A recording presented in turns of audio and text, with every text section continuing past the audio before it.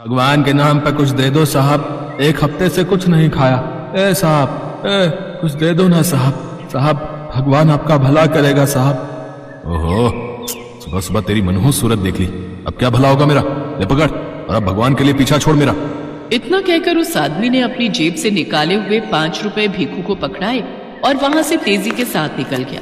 और भीखू काफी देर तक उन 5 रुपयों को देखता रहा और फिर आसपास नजर घुमाते हुए सोचने लगा, 5 रुपए, इसमें क्या आएगा।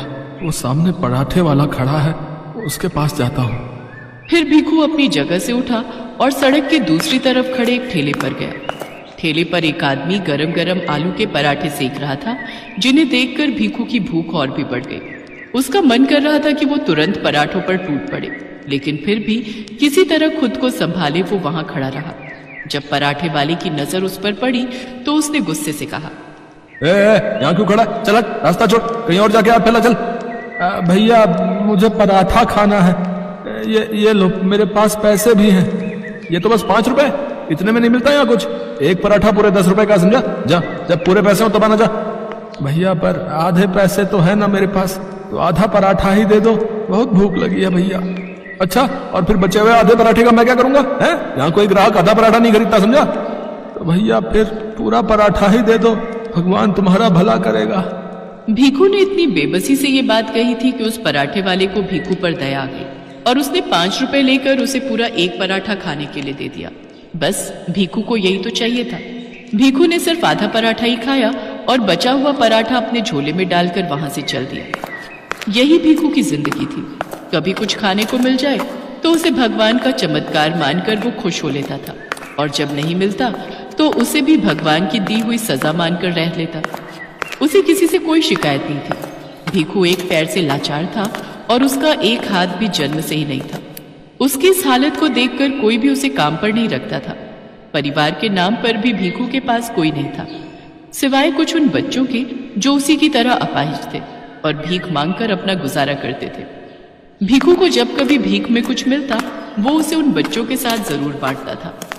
ले भाई राजू, ये तेरा, और मन्नू तू ये ले, और रीना ले, तू भी ले। भैया ये मन्नू का टुकड़ा मेरे टुकड़े से बड़ा है। हाँ तो क्या हुआ, खाने देना उसे, और तू चिंता क्यों करता है। भगवान ने चाहा तो कल और कुछ मिल जाएगा, और क्या पता आज से ज्यादा ही मिल जाए। भीखू की बात सुनकर वो तीनों बच्चे मुस्कुरा दिए और फिर चैन की नींद सो गए। भीखू के जैसे ये बच्चे भी अनाथ थे, लेकिन फिर भी अकेले नहीं थे। इनमें से जब कभी किसी को भी भीख मिलती तो उसे आपस में जरूर बांटते थे। बस इसी तरह इनकी जिंदगी चले जा रही थी। फिर एक दिन, साहब साहब भगवान के नाम पर कुछ दे दो साहब। अब क्या चाहिए तुम्हें? अब जो आपकी इच्छा हो साहब, पैसे, खाना, कपड़े, कुछ भी दे दो साहब, इस गरीब का भला हो जाएगा। अभी रुको, मैं बाहर आकर तुमसे बात करता हूँ। इस आदमी का नाम राजेश था, जो देखने से ही काफी अमीर लग रहा था। असल में राजेश शहर का एक बड़ा बिजनेसमैन था और उस वक्त अपनी महंगी गाड़ी में बैठकर एक मीटिंग के लिए जा रहा था। लेकिन जब उसकी गाड़ी की खिड़की पर भीखू भीख मांगने के लिए आया तो बाकियों की तरह उसने भीखू को हड़काया नहीं, बल्कि गाड़ी से बाहर आकर भीखू से बड़े ही सुलझे अंदाज में बोला, हाँ भाई, तुम्हें मैं पैसे भी दे सकता हूँ, खाना भी खिला सकता हूँ, और पहनने को कपड़े भी दे सकता हूँ, वो भी अभी के अभी। लेकिन एक समस्या है। कैसी समस्या साहब? देखो भाई, मैं हूँ एक कारोबारी, जात से भी और काम से भी। तो मेरी जिंदगी का एक उसूल है कि मैं कभी भी किसी को भी कोई चीज मुफ्त में नहीं देता, भीख भी नहीं। साहब पर मैं गरीब, आपको क्या दे सकता हूँ? अगर मेरे पास कुछ होता तो मैं ऐसे भीख थोड़े ही ना मांगता।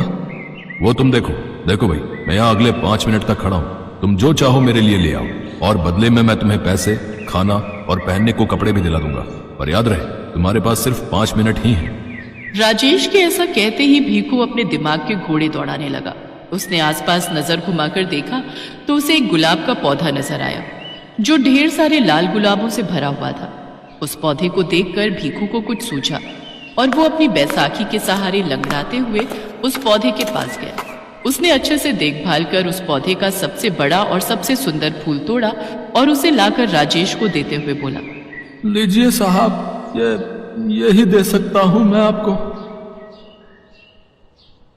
बहुत बढ़िया, ये वाकई बहुत सुंदर है, तुम्हारा बहुत बहुत शुक्रिया। इतना कहकर राजेश ने अपनी जेब से कुछ पैसे निकाले और उन्हें भीखू के हाथों में रखते हुए बोला, मुझे लगता है इतने से तुम खाना और कपड़े दोनों खरीद सकते हो। जो अभी भीखू के साथ हुआ था वो उसकी उम्मीद से कहीं ज्यादा था। उस दिन भीखू और तीनों बच्चों ने पहली बार छक्के खाए। बच्चे बहुत खुश थे, लेकिन भीखू किसी सोच में डूबा हुआ था। क्या हुआ भैया, खाओ ना। कुछ सोच रहा हूँ राजू, अब तू खाना खा। उस दिन जो कुछ हुआ उसने भीखू के दिलो दिमाग पर गहरा असर डाला था। असल में भीखू को पहली बार यह एहसास हुआ था कि जिंदगी में जरूरत से ज्यादा भी हासिल किया जा सकता है। अगले ही दिन सुबह सुबह भीखू एक सरकारी बगीचे में गया और उसने ढेर सारे फूल तोड़कर अपने झोले में रख लिए। फिर उन फूलों को लेकर वो उस चौराहे पर गया जहां हर रोज भीख मांगने के लिए खड़ा होता था।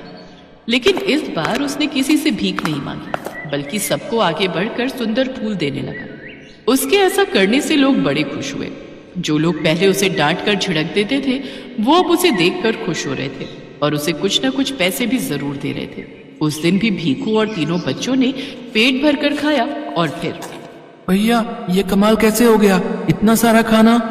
भीखू के साथ अब तक जो कुछ भी हुआ था वो सब भीखू ने बच्चों को कह सुनाया। और फिर अगले दिन से ही भीखू के साथ साथ तीनों बच्चे भी अपने साथ ढेर सारे फूल तोड़कर ले जाने लगे और लोगों को बांटने लगे।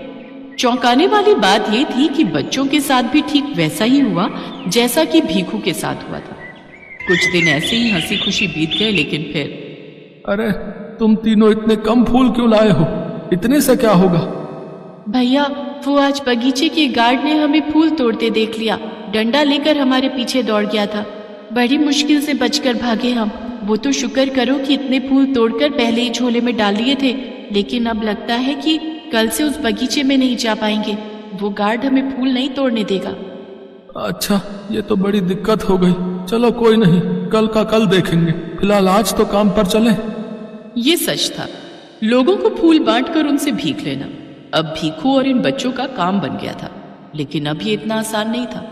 उस दिन जितने भी फूल थे उन्हें लेकर भीखू फिर से चौराहे पर गया। वो जाकर खड़ा ही हुआ था कि तभी वहां एक गाड़ी आकर रुकी। भीखू उस गाड़ी को देखते ही पहचान गया, क्योंकि वो गाड़ी राजेश की थी। साहब साहब ये लीजिए साहब, ये आपके लिए। शुक्रिया दोस्त। दोस्त, आपने मुझे दोस्त कहा साहब।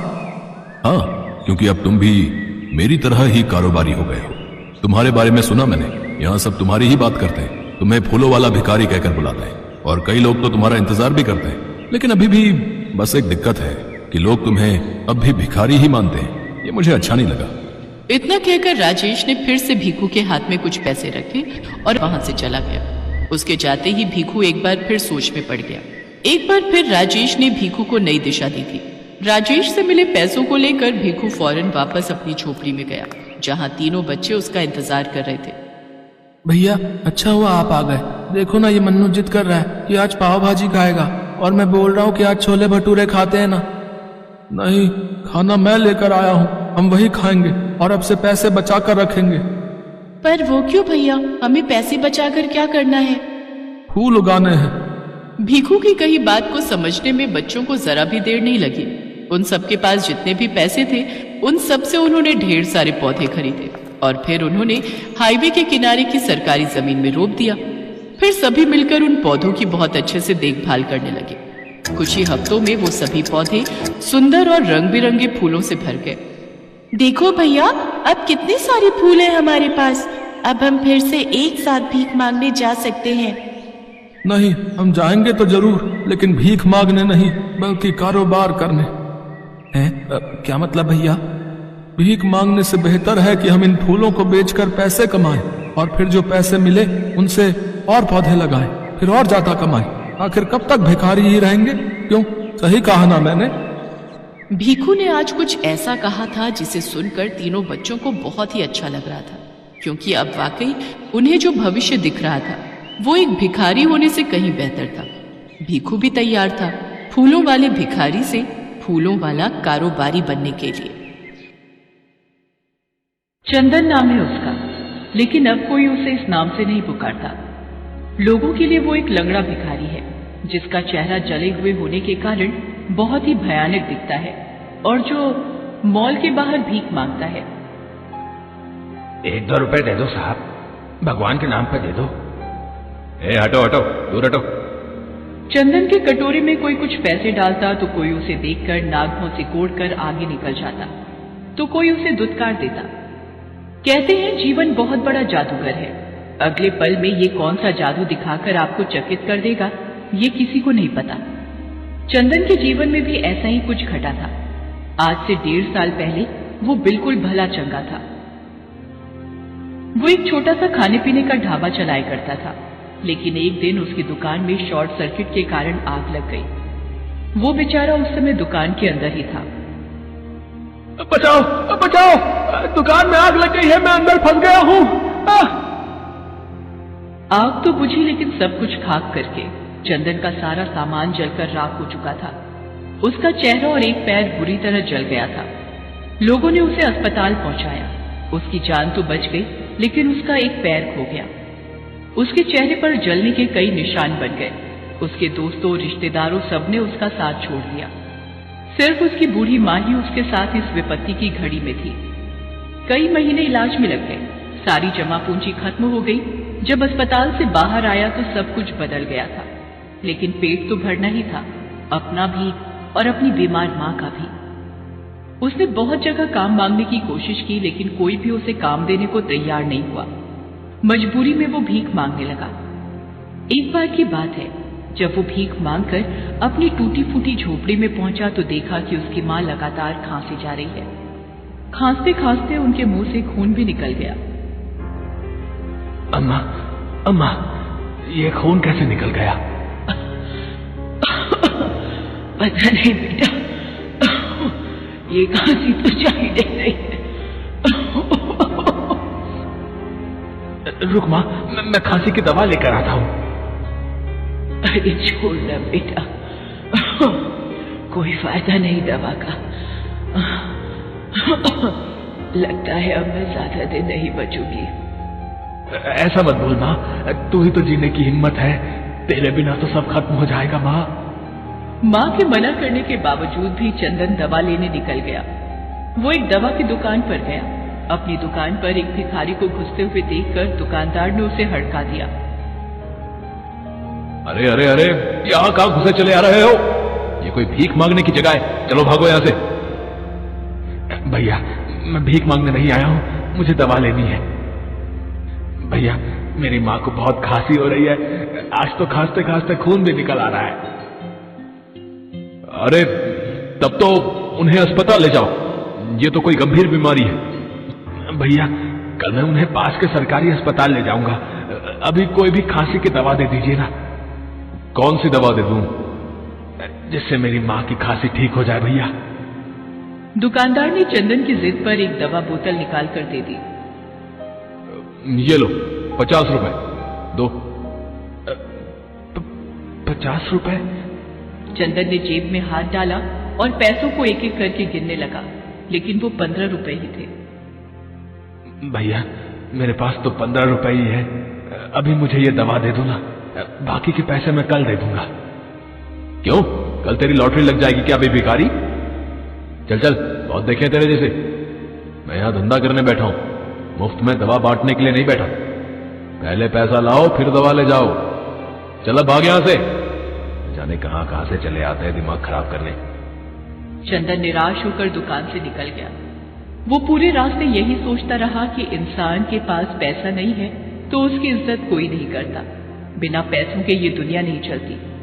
एक न एक दिन लोग मंदिर से भगवान की मूर्ति भी निकाल देंगे और पैसों की पूजा करनी शुरू कर देंगे। वो अपने घर पहुंचा। उसकी माँ सो गई थी, लेकिन वो बेचारी नींद में भी खांस रही थी। उसे देखकर चंदन मन ही मन सोचने लगा, हे ईश्वर, मेरी मदद करिए, मुझसे मेरी माँ की हालत नहीं देखी जाती। मेरी मदद करिए ईश्वर, मेरी मदद करिए। अगले दिन चंदन अपनी माँ को पास के सरकारी अस्पताल लेकर गया। डॉक्टरों ने उसकी माँ की जांच की। जांच के बाद उन्होंने जो बताया उससे चंदन के पैरों के नीचे की जमीन खिसक गई। तुम्हारी माँ को फेफड़ों की गंभीर बीमारी हो गई है। अगर 1 महीने के अंदर उनका ऑपरेशन नहीं हुआ तो कुछ भी हो सकता है, और उस ऑपरेशन में लगभग 2 लाख रुपए खर्च होंगे। 2 लाख? हाँ, और वो ऑपरेशन किसी प्राइवेट अस्पताल में ही होगा। चंदन वापस लौट आया, लेकिन डॉक्टर की बात सुनकर उसके मन में बुरे बुरे ख्याल आने लगे। किसी अनहोनी की आशंका और इतने पैसों का इंतजाम कैसे होगा, ये सोच सोच कर उसका मन डूबा जा रहा था। उसे पता था कि भीख मांगकर तो 2 लाख रुपए नहीं जुटाए जा सकते, वो भी 1 महीने के अंदर। ऊपर से आज किसी मेहरबान की भी नजर उस पर नहीं गई थी, तभी तो उसकी कटोरी खाली थी। तभी उसकी नजर सामने से आ रही एक बहुत ही सुंदर सी लड़की, जिसका नाम शिवांगिनी था, उस पर गई। उसे देखते ही चंदन ने अपना हाथ फैला दिया। भगवान के नाम पर कुछ दे दीजिए मेम साहब, इस गरीब की दुआ लगेगी। तभी उस लड़की ने 500 का नोट निकालकर उसके कटोरे में डाल दिया। अपने कटोरे में पहली बार इतने बड़े नोट को देखकर उसकी आंखें भर आई और उसके मुंह से निकला, भगवान आपकी सारी मुरादें पूरी करे।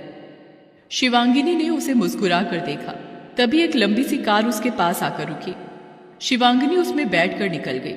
उसके जाने के बाद चंदन फिर से 500 के उस नोट को उठाकर देख रहा था कि तभी उसकी नजर अपने कटोरे में पड़ी एक अंगूठी पर गई।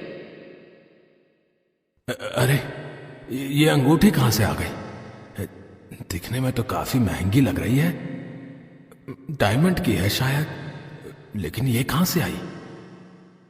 हे भगवान, कहीं कहीं अंगूठी उस मेम साहब की तो नहीं है जिसने अभी अभी 500 रुपए मुझे दिए? क्या करूं? कहीं ईश्वर ने ये अंगूठी मेरी मदद के लिए तो नहीं भेज दी? इसे बेचकर क्या पता मां के इलाज का खर्चा निकल आए। हाँ, मैं इसे बेच देता हूं, यही ठीक रहेगा।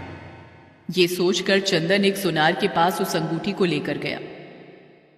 सुनार ने बताया कि ये तो बहुत महंगी अंगूठी है, लगभग 2.5 लाख रुपए देने के लिए भी वो तैयार हो गया। अरे इतने रुपयों में तो मां का इलाज हो जाएगा। वो ये सोच ही रहा था कि तभी उसकी अंतरात्मा ने उसे ऐसा करने से रोका। ये तो चोरी हुई ना चंदन।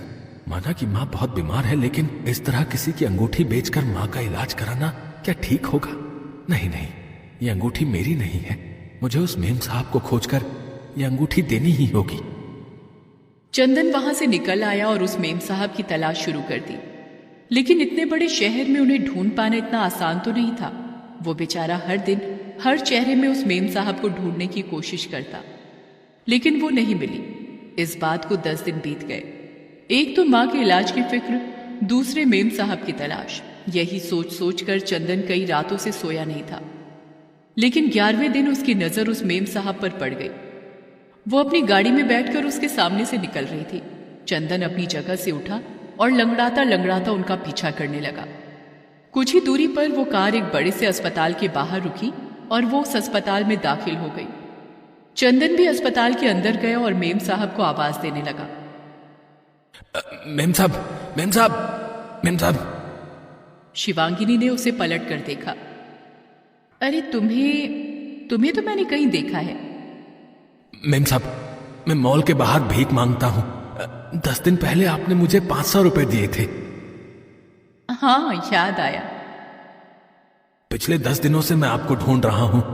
आपकी एक चीज मेरे पास है। ये कहकर चंदन ने वो अंगूठी शिवांगिनी को दे दी। शिवांगिनी उसे देखकर चौंक गई। ओह माय गॉड, इस अंगूठी को ढूंढ ढूंढ कर मैं परेशान हो गई थी। तुम्हें पता है, ये मेरी स्वर्गवासी मां की अंगूठी है। उन्होंने अपनी मृत्यु के पहले ये अंगूठी मुझे दी थी। ये मेरे दिल के बहुत ही करीब है। ये तो मुझे नहीं पता मेम साहब, लेकिन इतना पता है कि यह आपकी अमानत है और इसे आपको सौंपना है। ये कहकर चंदन वहां से जाने लगा। तब शिवांगिनी ने उसे रोका। तुम्हें पता है, मैंने तो इस अंगूठी के मिलने की आस ही छोड़ दी थी, लेकिन देखो ये फिर से मेरी उंगली में है। काश सबकी किस्मत ऐसी ही हो, किसी से किसी की प्यारी चीज कभी ना खोए, और अगर खो जाए तो कोई तुम्हारी जैसा उसे वापस कर जाए। उसकी बात सुनकर चंदन फूट फूट कर रोने लगा। तब शिवांगिनी ने उसके रोने का कारण पूछा। तब चंदन ने उसे अपनी कहानी शुरू से अंत तक बताई। चंदन, तुमने मेरी मां की निशानी मुझे वापस दिलाई। तुम्हारी मां को मैं कुछ नहीं होने दूंगी। इसी अस्पताल में उनका इलाज होगा और मैं करूंगी उनका इलाज। डॉक्टर शिवांगिनी करेगी उनका इलाज। क्या कहा? आप डॉक्टर हैं? हाँ, मैं इस अस्पताल में नौकरी करती हूँ, और हाँ, आज से तुम भीख नहीं मांगोगे। मैं तुम्हें यहाँ के मालिक से कहकर काम दिलवाऊंगी। तुम इस अस्पताल में अपनी कैंटीन शुरू करो। चंदन की मां का ऑपरेशन सफलतापूर्वक हो गया। चंदन शिवांगिनी के अस्पताल में अपनी कैंटीन चलाने लगा। उसने जी तोड़ मेहनत की, अच्छी आमदनी शुरू हो गई। फिर उसने शहर के एक पुराने होटल को खरीदा। उसे भी उसने नया सा बनाकर काम शुरू किया। धीरे धीरे उस शहर में उसके 5 होटल हो गए, लेकिन वो रुका नहीं, क्योंकि उसका लक्ष्य तो कुछ और था। धीरे धीरे उसने और पैसे जमा किए और अपनी माँ के नाम पर एक चैरिटी अस्पताल बनवाया। डॉक्टर शिवांगिनी आज उस अस्पताल में डायरेक्टर है। इस अस्पताल के माध्यम से चंदन की कोशिश ये है कि पैसों के अभाव में किसी गरीब का इलाज न रुके और किसी की प्यारी चीज उससे कभी न खोए।